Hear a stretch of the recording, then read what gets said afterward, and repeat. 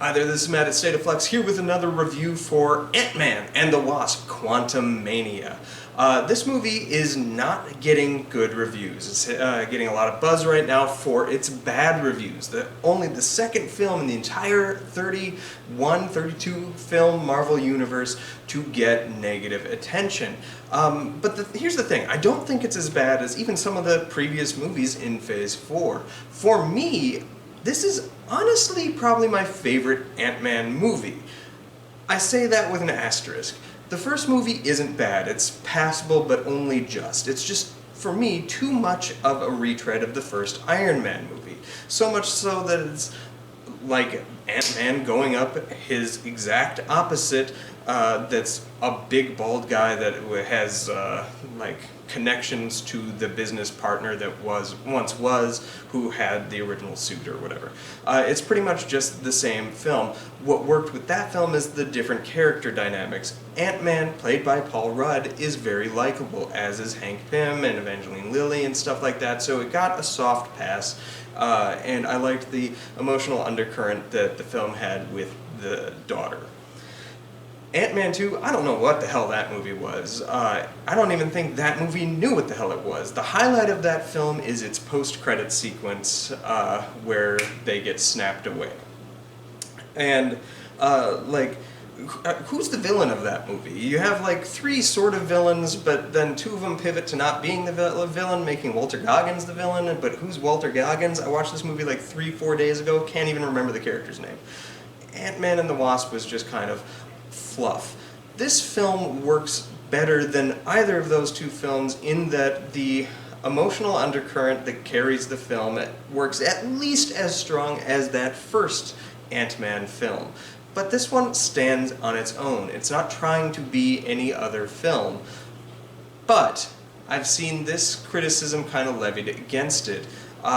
It's just all green screen all the time. And if I were to liken this film to any other movie or franchise, it would be Star Wars, but particularly the Star Wars prequels.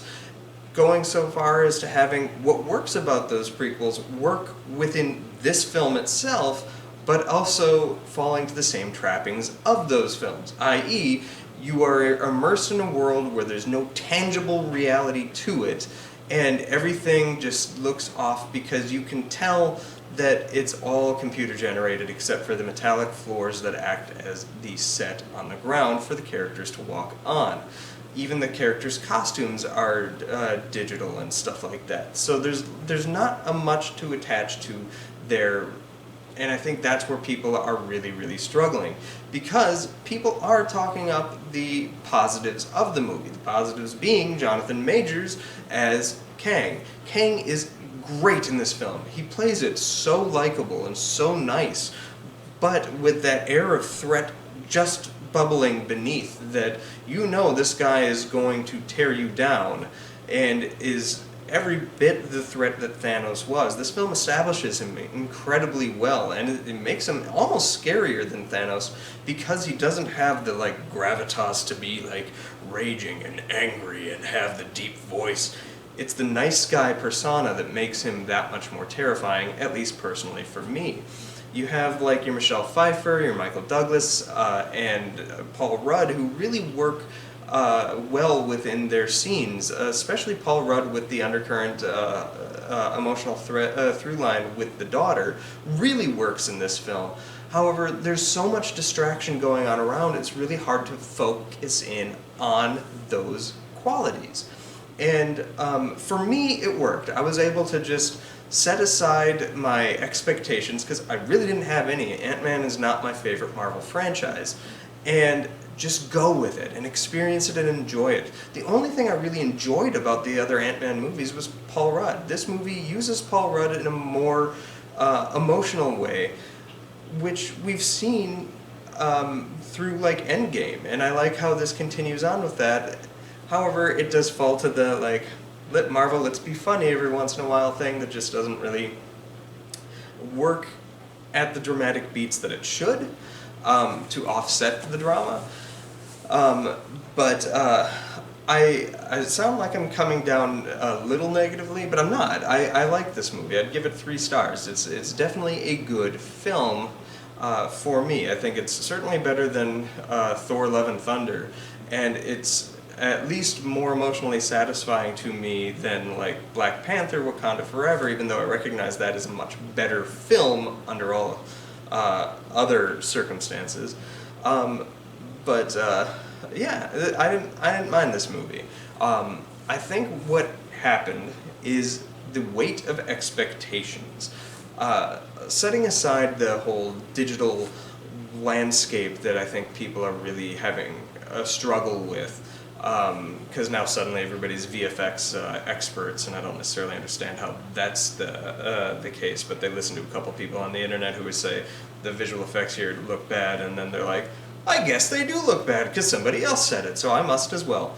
Not gonna lie to you, most of the Marvel movies, and certainly the DC movies, I don't know if you watched that Flash trailer, but like, heavens, the special effects in a lot of these movies don't hold up to scrutiny and won't within 5 years.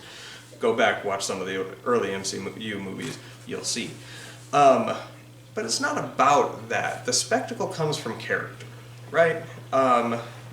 I think the biggest issue with this film isn't the VFX and those issues. I think the biggest problem, in all honesty, is the weight of expectation. Endgame and Infinity War set like a standard that I think audiences want every movie now to meet within the same universe, and they just can't, and they shouldn't, because the Avenger movies are designed to be the big, grand, epic finales of the phases. Infinity War and Endgame were a 2-part finale.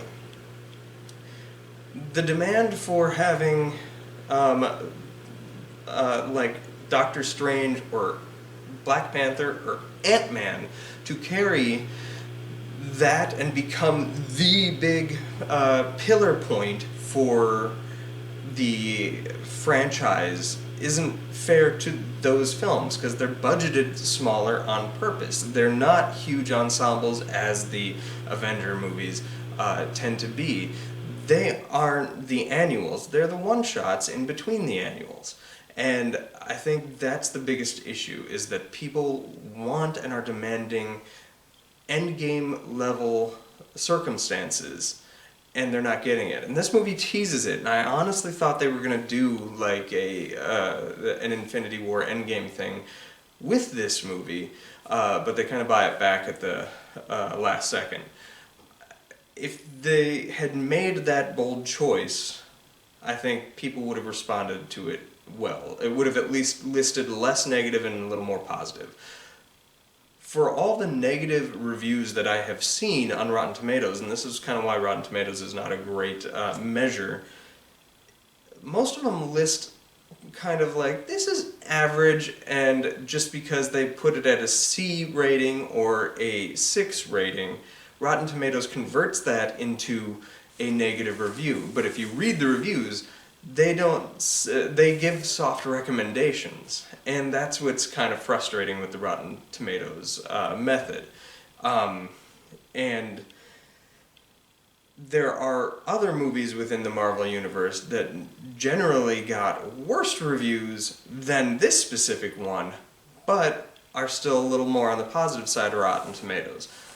Again, exempling why I think that Rotten Tomatoes isn't the best measure and we shouldn't be listening to that.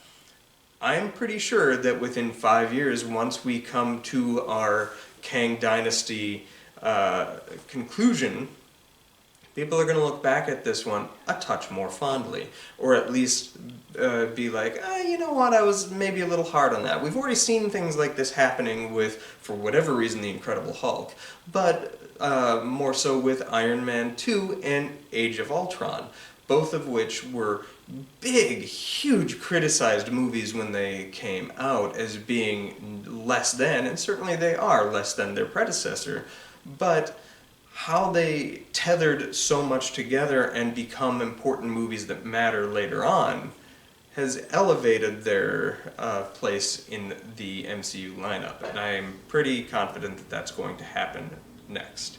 So, as a word of caution moving forward, I think temper your expectations. Don't expect an Avengers level movie.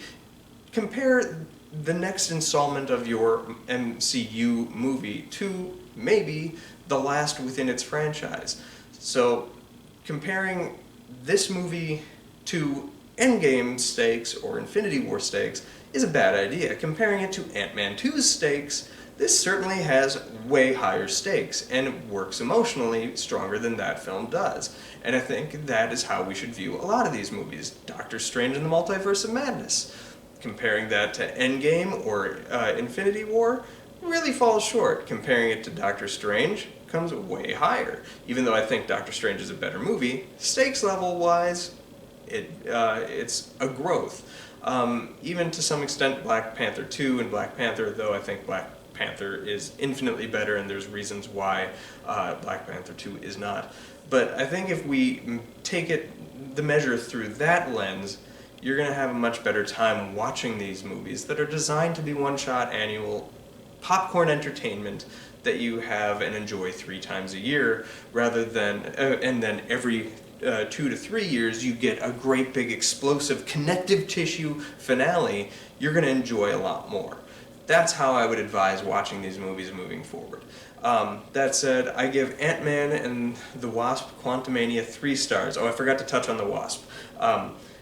They had no idea what to do with her, so they just basically didn't write anything for her, and she's standing around and basically just part of the scenery through almost the entire film, and has one big dramatic moment towards the end. However, they gave her a dramatic moment, and they didn't go anywhere with it. And I'm going to spoil that in right at the very end. So if you don't want this spoiler, hop off right now. 3, 2, 1. Thanks for watching, like, subscribe, do all that good stuff. Peace. If you've stayed for my Evangeline Lilly spoiler. Okay, we find out that Kang knew Janet Van Dyne in the quantum realm, and she didn't tell anybody anything for, reasons the movie never really addresses. But when she finally has her big monologue explaining why everything happened the way it happened, she does so with telling them that she saw what he was capable of, and he gave her an option to go home to make it so that she could be there for Hope's birthday, and Janet chose not to. She sacrificed her daughter's life and her life with her daughter for what happened in keeping Kang in the quantum realm, right? After seeing and hearing that, you'd think, like, they cut to Evangeline Lilly and she looks kind of a touch heartbroken, but they never give her that ounce of story where they address it.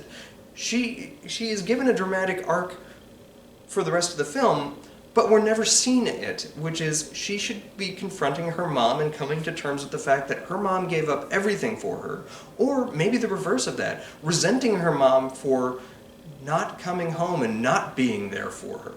We never know what Wasp's tether to this emotionally is, and that was the most frustrating thing for me. That is the biggest negative I have for this movie, is they give nothing to the Wasp, and that one huge emotional core that should be there is completely not present because they want to make a fun and poppy movie, and they don't want to deal with any genuine drama. And that's what also separates this from being an Avenger film. The Avenger films allow for great emotional peril. That's what you get in the first Avenger movie, certainly the second Avenger movie, Captain America Civil War, which is a glorified Avenger movie. And that's what you get in Infinity War and Endgame. This movie isn't concerned with doing that. It wants to stay poppy and fun, even though there is a huge emotional moment that needs to be addressed and never is. So I think that's something that Marvel should also lean into and probably start addressing things like that, especially if you put them out there. But anyway, thanks for watching. Like, subscribe, do all that good stuff. Peace.